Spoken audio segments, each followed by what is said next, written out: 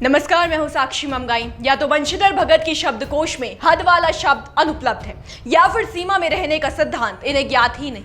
कह रहे हैं क्योंकि भाजपा के इन वरिष्ठ नेता ने इतना अशिष्ट बयान दिया है कि सुनने वाली तमाम आवाम हक्की बक्की रह गई। बताया कि पूर्व कैबिनेट मंत्री ने एक तो देवी देवताओं के खिलाफ गुस्ताखी की है, ऊपर से बड़ी बेबाकी से की है। कह सकते हैं कि विपक्ष के समक्ष बंशीधर भगत ने अपने हाथों से मुद्दा परोसा है। अब सवाल है कि ये पूरा बवाल है क्या? क्यों पूरी भाजपा को एक नेता की मेहरबानी कीमत चुकानी है? विधायक के अब किस काम से संग्राम मच गया? रिपोर्ट में मामला समझते हैं, साथ ही जानते हैं कि बंशीधर भगत का अतीत विवादित कितने मसलों से खचाखच है।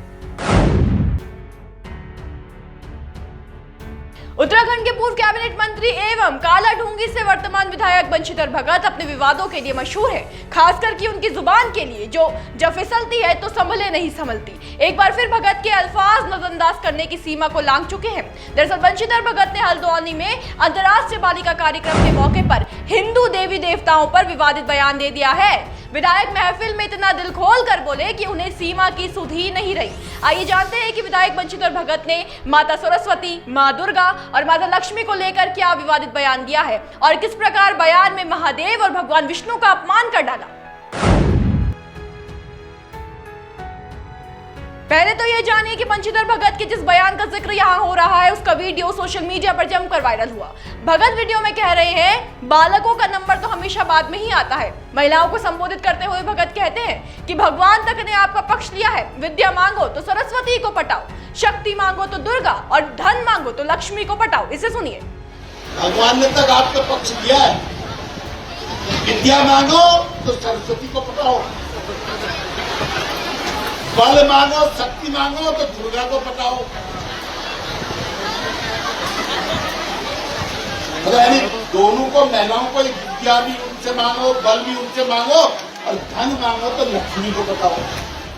विधायक की जुबान को अंकुश का ज्ञान यहाँ भी नहीं रहा। भगवान शिव विष्णु को लेकर भी अजीबोगरीब बातें कही। उन्होंने कहा, आदमी के पास है क्या? एक शिव जी है, वो भी पहाड़ में पड़े हुए हैं, ऊपर से सिर पर सांप रखा हुआ है। इसके बाद उन्होंने भगवान विष्णु पर टिप्पणी करते हुए कहा कि वे समुद्र की गहराई में छिपे हैं, दोनों की आपस में बात भी नहीं होती। आदमी के पास है क्या? एक शिव जी है, वो पहाड़ में पड़े हुए हैं, लंबे कपड़े को पहने, ऊपर से सिर में सांप रखा हुआ है, गंगा जी और बरखा से ठंडे में घूम रहे हैं। और एक विष्णु भगवान है, समुद्र की गहराई में छिपे हुए हैं, दोनों की आपस में चारों की बात भी नहीं होती। वाकई समझ पाना मुश्किल है, बंशीधर भगत जिन्होंने भाजपा में कई अहम जिम्मे संभाले हैं, वो इस अंदाज में बात कैसे कर सकते हैं।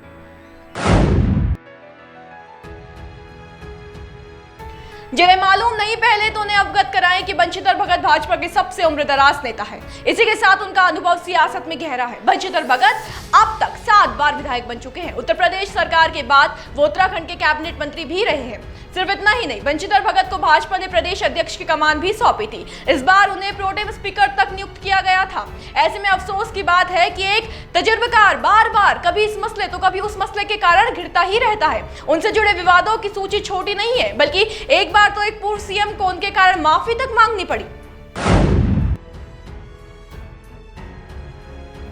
जी हां, दरअसल बंशीधर भगत ने एक दफा कांग्रेस की वरिष्ठ नेत्री स्वर्गीय इंदिरा हृदयेश को खफा कर दिया था। बता दें कि इससे पहले बंशीधर भगत बीजेपी के प्रदेश अध्यक्ष रहते कई विवादित बयान दे चुके हैं। उन्होंने एक बार कांग्रेस की पूर्व नेता स्वर्गीय इंदिरा हृदयेश के बारे में भी विवादित टिप्पणी कर दी थी। उन्होंने इंदिरा हृदयेश को बुढ़िया कह डाला था। मामला बढ़ा तो मोर्चा तत्कालीन मुख्यमंत्री त्रिवेंद्र सिंह रावत को संभालना पड़ा और आगे आकर इंदिरा हृदयेश से माफी मांगनी पड़ी। इतना होने के बाद भी बंशीधर भगत कुछ खास संभले नहीं। विधानसभा चुनावों के समय नेता की ऐसी ऑडियो वायरल हो गई जिसे उनके कैबिनेट से बाहर होने का कारण माना जाता है। दरअसल जिस समय उत्तराखंड में विस चुनावों के कारण सरगर्मियां तेज थी, उस दौरान बंशीधर भगत की एक महिला के साथ ऑडियो वायरल होने की बात सुर्खियां बटोरती दिखी।